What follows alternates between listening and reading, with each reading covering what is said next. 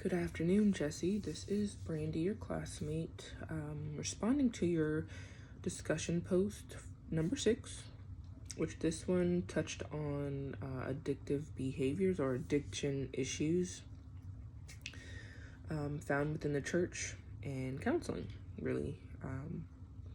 I really liked your post because although a lot of other people tied in different perspectives of what can be bettered for those dealing with addiction, but your post specifically focused on love. I know churches, very religious when it comes from a religious standpoint, but certain churches or some that are out there can get too caught up in that.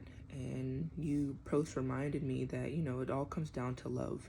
Everybody wants to be loved in some way, shape, or form. And when that's missing, it's either hard to get back or it's replaced. And specifically, one passage I found was found from an article written in 2013 by Sebastian Moldovan.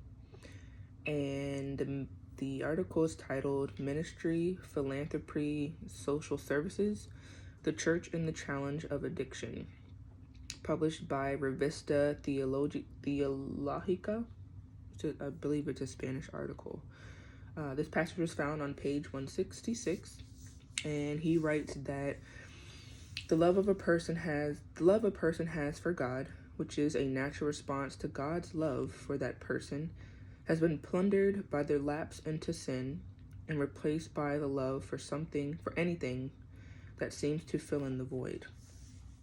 So, in that case, I know I wrote in my post, and looks like others did as well, but when the church sees addiction as sin, the person that is addicted, the addict, tends to feel like they're already not loved. Like they already feel guilty in some way, shape, or form in what they're doing. And so, as this passage is saying, when one feels like they're pretty much not loved by God because of sin, then they try to fill that love, that missing part. And that's what they, in the addicts, they feel that with whatever they're addicted to, whether that's drugs, work, exercise, alcohol, food. And so I think when we're reminded, especially in your post, we're reminded that you specifically said when the church can come together as believers who are dedicated to ministering and building one another up in the love and grace of Christ, when we are reminded of that, even as those dealing with addiction, it also brings us some comfort that all hope is not lost and we are loved.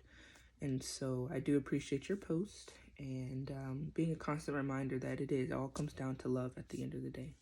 Thanks, Jesse. Bye.